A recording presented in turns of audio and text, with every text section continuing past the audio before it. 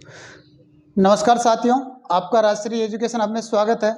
और अपनी question series में अपन आगे बढ़ते हुए आज अपन बात करेंगे गोरा व बादल किसके सेना नायक थे। गोरा व बादल किसके सेना नायक थे। साथियों, अगर मेरी क्लास आपको अच्छी लगे तो शेयर करना और मेरे चैनल को सब्सक्राइब करना। तो साथियों, मैं इसी के साथ आगे बढ़ता हूँ। साथियों, क्या है कि जो गोरा और बादल थे ना, आपका टाइम ना खराब करते हुए आगे पॉइंट पे बढ़ते हैं। गोरा व बादल, बात कर रहे हैं गोरा व बादल किसके सेना नायक थे। गोरा और बादल किसके सेना नायक थे? महाराणा प्रताप के, महाराणा कुंभा के, या महाराणा सांगा के, या रावल रतन सिंह के थे। मतलब गोरा जो बादल है वो किसके सेना नायक है। आप भी थोड़ा सोचो, ताकि मैं तो खैर बताऊंगा ही, लेकिन थोड़ा दिमाग पे जोर दो, आपको याद होगा, मुझे विश्वास है।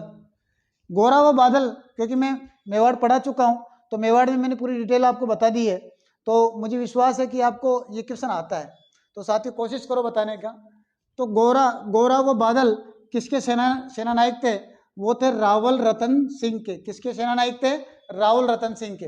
अब रावल रतन सिंह के बारे में अपन जानते हैं कि मैं चाहता हूं, क्योंकि ये एक क्वेश्चन सीरीज भी है और रिवीजन सीरीज भी है, तो मैं अब रावल रतन सिंह के बारे में अपन डिटेल से देखते हैं। जो रावल रतन सिंह है, ये 1302 ईस्वी में, कब? 1302 ईस्वी में मेवाड़ के क्या बने थे? मेवाड़ या चित्तौड़गढ़, चित्तौड़ के क्या बने थे? शासक बने थे। शासक बने। कब बने? 1302 ईस्वी में। 1303 ईस्वी में, 1303 ईस्वी में अलाउद्दीन खिलजी, अलाउद्दीन जो खिलजी है, अलाउद्दीन खिलजी ने क्या किया? चित्तौड़ पे क्या किया था? आक्रमण। क्या किया? आक्रमण किया। साथियों, ये जो रतन सिंह है, रतन सिंह व गोरा बादल, गोरा बादल वीर गति को क्या हुआ है? वीर गति को प्राप्त हुए। और रानी पद्मिनी ने, और रानी पद्मिनी ने, पद्मिनी ने 1600 स्त्रियों के साथ क्या किया? जौहर किया। जौहर किया। कितनी स्त्रियों के साथ में जौहर किया? 1600 स्त्रियों के साथ में क्या किया था? जौहर किया था।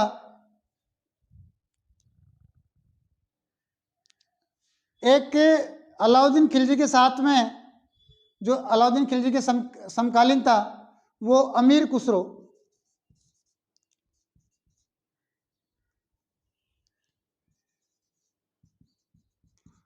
खुसरो भी साथ में था। तो अमीर खुसरो ने अपने ग्रंथ खजाइन उल फुतू में, खुसरो ने खजाइन उल फुतू में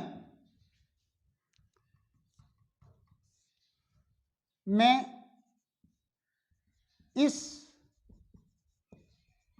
आक्रमण का वर्णन किया। क्या किया था? इस आक्रमण का क्या किया था? वर्णन किया था। और अलाउद्दीन जो खिलजी है, अलाउद्दीन खिलजी ने अपने पुत्र खिज्र खां को चित्तौड़ का प्रशासक नियुक्त किया था। मतलब इनके पुत्र का नाम क्या था? अलाउद्दीन खिलजी के का खिज्र खां। तो इन्होंने खिज्र खां को क्या किया था? चित्तौड़गढ़ मतलब नियुक्त किया था। और चित्तौड़ का नाम बदलकर, और चित्तौड़ का नाम खिजराबाद कर दिया, कर दिया था।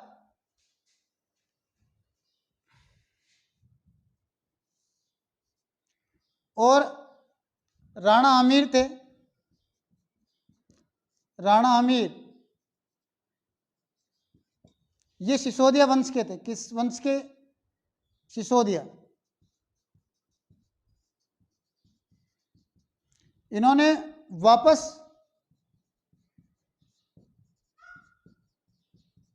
चित्तौड़ को जीतकर सिसोदिया वंश की नींव रखी, नींव रखी थी साथियों।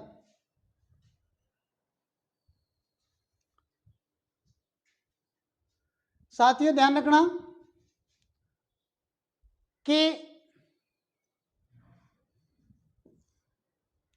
मलिक मोहम्मद जायसी है, मलिक मोहम्मद जायसी 1540 में पद्मावत की रचना की थी, पद्मावत की रचना की है ना, पद्मावत की क्या की थी? रचना की थी। और ये जो रतन सिंह है ना, जो रतन सिंह है, ये रावल शाखा के अंतिम राजा थे, अंतिम शासक कह दो या अंतिम राजा कह दो, अंतिम राजा थे। अब मैं आपको इसका दोबारा रिवीजन करवा दूं। जो गोरा और बादल किसके सेनानायक थे? रावल रतन सिंह के थे। गोरा और बादल किसके सेनानायक थे? रावल रतन सिंह के। 1302 ईस्वी में साथियों क्या होता है, ये जो रावल रतन सिंह है ना, ये 1302 ईस्वी में मेवाड़ या चित्तौड़ के क्या बनते हैं? शासक बनते हैं। 1303 ईस्वी में 1303 ईस्वी में अलाउद्दीन खिलजी क्या करता है? चित्तौड़ पे आक्रमण करता है। क्या करता है? चित्तौड़ पे आक्रमण कर देता है। रतन सिंह, राहुल रतन सिंह, वो गोरा बादल क्या है? युद्ध में लड़ते हुए मारे जाते हैं। तो गोरा व बादल किसके सेनानायक थे? राहुल रतन सिंह के। तो ये राहुल रतन सिंह, वो गोरा व बादल वीरगति को प्राप्त होते हैं। और इसी के साथ में रानी जो पद्मिनी थी, राहुल रतन सिंह की जो पत्नी थी, वो 1600 स्त्रियों के साथ में, कितनी स्त्रियों के साथ में? 1600 स्त्रियों के साथ में क्या कर लेती है? जौहर कर लेती है। क्या करती है? जौहर कर लेती है। अमीर जो खुसरो है, कौन? अमीर खुसरो एक विद्वान थे जो अलाउद्दीन खिलजी के साथ में थे। उनके ग्रंथ का नाम है खजाइन उल फुतू। क्या नाम है? खजाइन उल फुतू में इस आक्रमण का, जो चित्तौड़ पे अलाउद्दीन खिलजी ने जो आक्रमण किया था, इस आक्रमण का वर्णन है। कौन से ग्रंथ में? खजाइन उल फुतू, अमीर खुसरो का जो ग्रंथ है खजाइन उल फुतू में इस आक्रमण का क्या है? वर्णन है। इस आक्रमण का क्या है? वर्णन। साथियों जब ये चित्तौड़ पे अलाउद्दीन जो खिलजी है, ये जब चित्तौड़ को जीत लेता है तो अपने पुत्र, इनके पुत्र का नाम था खिज्र खां। क्या नाम था? खिज्र खां। तो खिज्र खां को चित्तौड़ का क्या करता है? प्रशासक नियुक्त कर देता है। और जब उसको प्रशासक नियुक्त कर देता है तो प्रशासक नियुक्त करने के बाद में चित्तौड़गढ़ जो है, चित्तौड़गढ़ का नाम बदलकर क्या कर देता है? खिजराबाद। क्या करता है? खिजराबाद कर देता है। साथियों 1326 ईस्वी में, कब? 1326 ईस्वी में, 1326 ईस्वी में राणा हमीर जो थे, ये मतलब क्या है कि जो मेवाड़ का जो राजवंश था, गुहिल राजवंश था, ये दो शाखाओं में बटा हुआ था। एक तो रावल शाखा और एक सिसोदिया शाखा। तो इसमें ये जो राणा अमीर थे, ये सिसोदिया वंश के थे। तो इन्होंने क्या किया? 1326 में चित्तौड़ को वापस छीनकर या जीतकर कौन से वंश की नींव रखी? सिसोदिया वंश की। तो अब मेवाड़ का जो इतिहास है ना, वो किस नाम से शुरू होता है? सिसोदिया वंश के नाम से। साथियों ध्यान रखना, जो राहुल रतन सिंह है ना, राहुल रतन सिंह एकमात्र राहुल रतन सिंह राहुल शाखा का अंतिम राजा थे, अंतिम शासक थे। ये ध्यान रखना, आप एग्जाम में पूछते हैं कि राहुल शाखा का अंतिम राजा कौन थे, तो रावल रतन सिंह थे। मलिक मोहम्मद जायसी एक इतिहासकार, वो उनका नाम है मलिक मोहम्मद जायसी। मलिक मोहम्मद जायसी ने 1540 ईस्वी में एक ग्रंथ की रचना की जिसका नाम है पद्मावत। क्या नाम है? पद्मावत। उसमें ये जो अलाउद्दीन खिलजी ने जो आक्रमण किया था चित्तौड़ पे, तो उसका कारण बताते हैं ये पद्मावत ग्रंथ के अंदर कि अलाउद्दीन खिलजी ने जो आक्रमण किया था चित्तौड़ पे, उसका सबसे मेन जो कारण है वो है रानी पद्मिनी की सुंदरता। रानी पद्मिनी की क्या है? सुंदरता। कहते हैं कि जब रानी पद्मिनी पानी पीती थी तो गले में से ऐसे दिखता था, पानी जाता हुआ क्या ऐसे दिखता था। हालांकि वो सुंदर थी, ये एक उपमा मात्र है, लेकिन इन्होंने क्या कारण बताया था मलिक मोहम्मद जायसी ने पद्मावत ग्रंथ में कि रानी पद्मिनी आवश्यकता से ज़्यादा सुंदर होने के कारण वो रानी पद्मिनी के क्या हो गए? दीवाने। तो वो चाहते थे किसको प्राप्त करना? रानी पद्मिनी को। तो इसी कारण चित्तौड़गढ़ पे उसने क्या किया था? आक्रमण। तो साथियों अपन आगे साथियों आगे अगले प्रश्न की ओर चलते हैं। तो साथियों मेरा अगला क्वेश्चन है, मेवाड़ के किस शासक को विषमघाटी पंचानन कहा जाता है या विषमघाटी पंचानन की संज्ञा दी जाती है? मतलब मेवाड़, आप सोचो क्वेश्चन आंसर कौन सा है और कमेंट करके मुझे जरूर बताना, हालांकि मैं बताऊंगा ही। मेवाड़ के किस शासक को विषमघाटी पंचानन की क्या दी जाती है? संज्ञा दी जाती है। तो वो कौन सा शासक था? तो साथियों महाराणा प्रताप, महाराणा लाखा, महाराणा राणा अमीर, वो महाराणा सांगा। तो कौन थे? महाराणा प्रताप थे या महाराणा लाखा या राणा अमीर या महाराणा सांगा? साथियों इसका आंसर है महाराणा राणा हमीर। कौन है? राणा हमीर। अब बात करते हैं अपन राणा हमीर की। राणा अमीर ने, राणा जो अमीर थे, इसके बाद से ही राणा अमीर के बाद से ही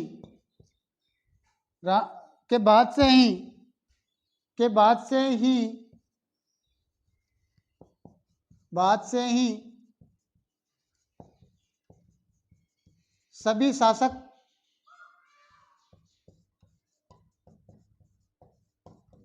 क्या कहलाए? सिसोदिया कहलाए। तो ये ध्यान रखना कि किस शासक के समय से सिसोदिया वंश शुरू हुआ और उसके बाद से सभी शासक क्या कहलाए? सिसोदिया कहलाए, राणा हमीर के समय से। साथियों जो राणा हमीर है ना, हमीर को मेवाड़ का उद्धारक भी कहा जाता है। क्या कहा जाता है इसको? हमीर को मेवाड़ का उद्धारक भी कहा जाता है। साथियों हमीर ने सिंगोली बांसवाड़ा, हमीर ने सिंगोली बांसवाड़ा के युद्ध में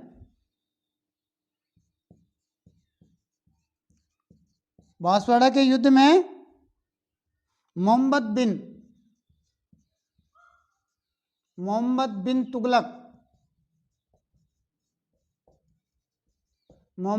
तुगलक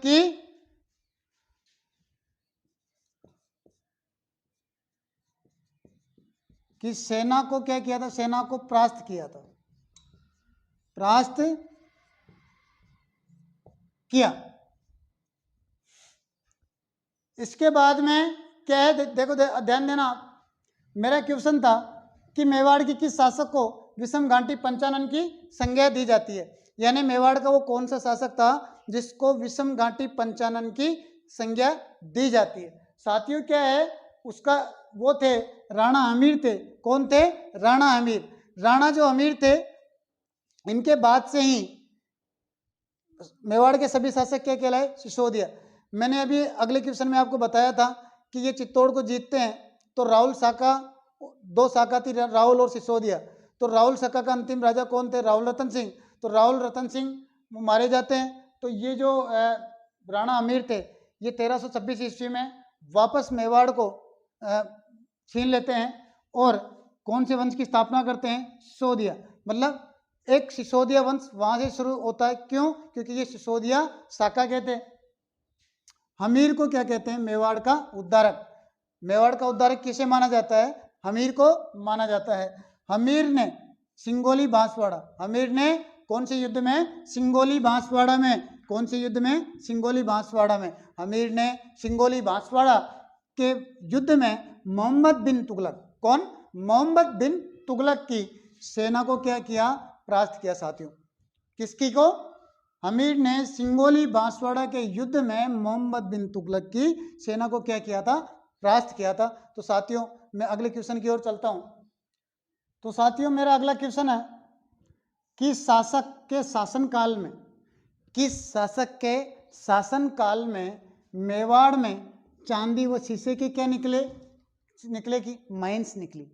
मतलब किस शासक के शासनकाल में, किस शासक के शासनकाल में मेवाड़ में चांदी व शीशे के क्या निकले? शीशे, चांदी व शीशे की माइंस निकली। वो कौन सा शासक था जिसके शासनकाल में चांदी व शीशे की माइंस निकली? मेरा क्वेश्चन है ये। राणा अमीर, महाराणा कुंभा, राणा अमीर, महाराणा कुंभा व राव जेतर सिंह व महाराणा लाखा। ध्यान रखना कौन है? राणा अमीर, महाराणा कुंभा, राव जेतर सिंह और महाराणा लाखा। तो साथियों इसका आंसर है महाराणा लाखा। कौन है? महाराणा लाखा। मतलब महाराणा लाखा के शासनकाल में, महाराणा लाखा के शासनकाल में मेवाड़ में चांदी और शीशे की क्या निकली थी? माइंस निकली थी। किस शासक के? महाराणा लाखा के शासनकाल में। साथियों अब मैं इसके कुछ फैक्ट बता देता हूं आपको। महाराणा जो लाखा है, महाराणा लाखा के शासनकाल में चांदी व शीशे की माइंस निकली। माइंस निकली, ठीक है ना? क्या निकली थी? माइंस निकली थी 1382 ईस्वी में। 1382 ईस्वी में, 1382 ईस्वी में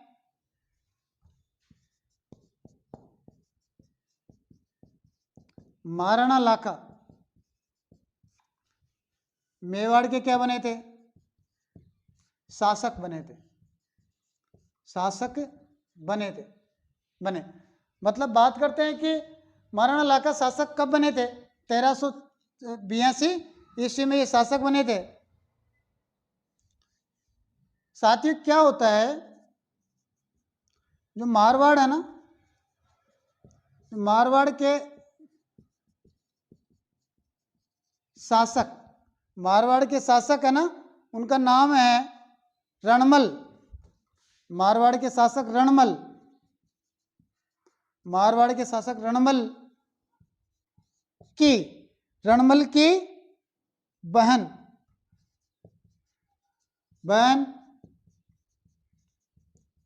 अंसाबाई। होता क्या है,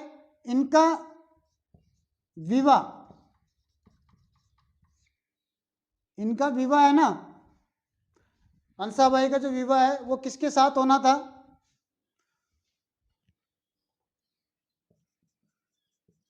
महाराणा लाखा के पुत्र चूंडा से होना था। लेकिन होता क्या है, परिस्थितिवश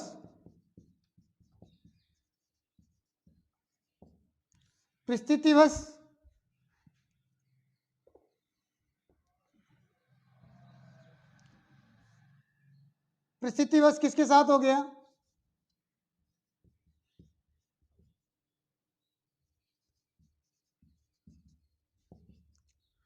महाराणा लाखा के साथ हो गया। मतलब विवाह किसके साथ होना था? अंसाबाई का। महाराणा लाखा के पुत्र का नाम था चूंडा। चूंडा से इनका क्या होना था? विवाह होना था। मगर कोई कारणवश या परिस्थितिवश किनके साथ हो गया? महाराणा लाखा के साथ में।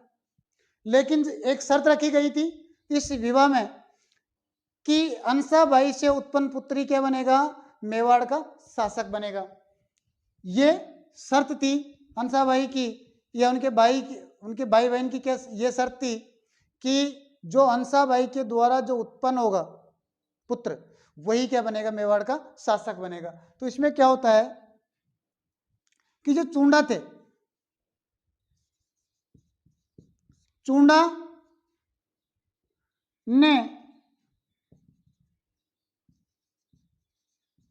आजीवन विवाह न करने की शपथ ली। यही चूंडा क्या कहलाते हैं? राजस्थान या मेवाड़ के भीष्म पितामह कहलाते हैं। क्या कहलाते हैं? मेवाड़ के भीष्म पितामह। और महाराणा लाखा के शासनकाल में, ये जो महाराणा लाखा थे ना, इनके शासनकाल में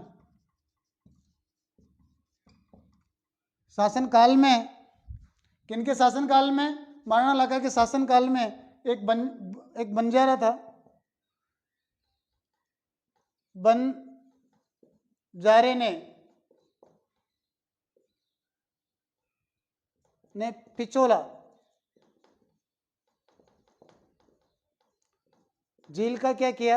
निर्माण करवाया। तो साथियों, मैं आपको इसकी वापस दोबारा रिवीजन करवा देता हूं कि शासनकाल में क्वेश्चन था अपना, किस शासक के शासनकाल में मेवाड़ में चांदी व शीशे के क्या निकली थी? माइंस।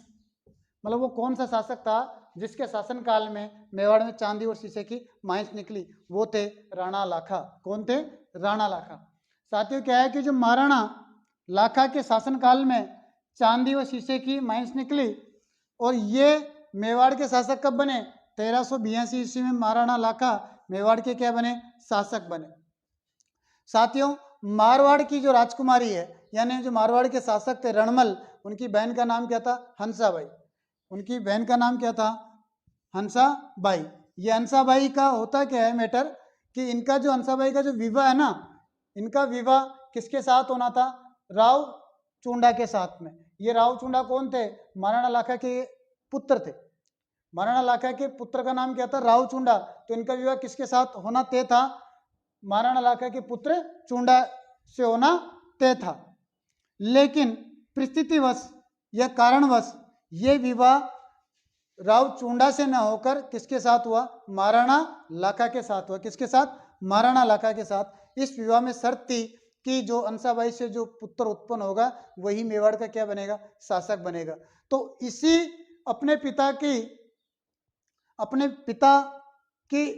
मतलब इज्जत बचाने के लिए राव चूंडा क्या करता है? आजीवन विवाह ना करने की शपथ लेता है। एक प्रतिज्ञा लेता है कि मैं आजीवन भर विवाह नहीं करूंगा। तो जो राजस्थान, तो इनको राव चूंडा को मेवाड़, राजस्थान या मेवाड़ के क्या कहते हैं? भीष्म पितामह कहते हैं। तो याद रखना, एक भीष्म पितामह थे महाभारत में, और दूसरे भीष्म पितामह अगर कोई पैदा हुए, कौन हुए हैं? राव चूंडा। कौन थे? राव चूंडा। तो राव चूंडा को क्या कहते हैं? मेवाड़ का भीष्म पिता या राजस्थान का भीष्म पितामह। साथियों, ध्यान रखना, महाराणा जो लाखा है, महाराणा लाखा के शासनकाल में ही, किसके? महाराणा लाखा के शासनकाल में ही एक जो बंजारा था, एक बंजारे ने पिछोला झील का निर्माण करवाया था। तो किस शासक के शासनकाल में पिछोला झील का निर्माण हुआ? महाराणा लाखा के शासनकाल में। और किसने निर्माण करवाया था? एक बंजारे ने करवाया था। तो याद रखना, ये क्वेश्चन भी पूछते हैं कि पिछोला झील किस शासक के शासनकाल में निर्माण हुआ? महाराणा लाखा। और किसने निर्माण करवाया? एक बंजारे ने निर्माण करवाया। तो साथियों, मुझे आशा है कि मेरी क्लास आपको अच्छी लगी होगी। तो साथियों, मेरे चैनल को ज़्यादा से ज़्यादा शेयर करना, मेरे चैनल को सब्सक्राइब करना और लाइक करना। इसी के साथ साथियों, जय हिंद।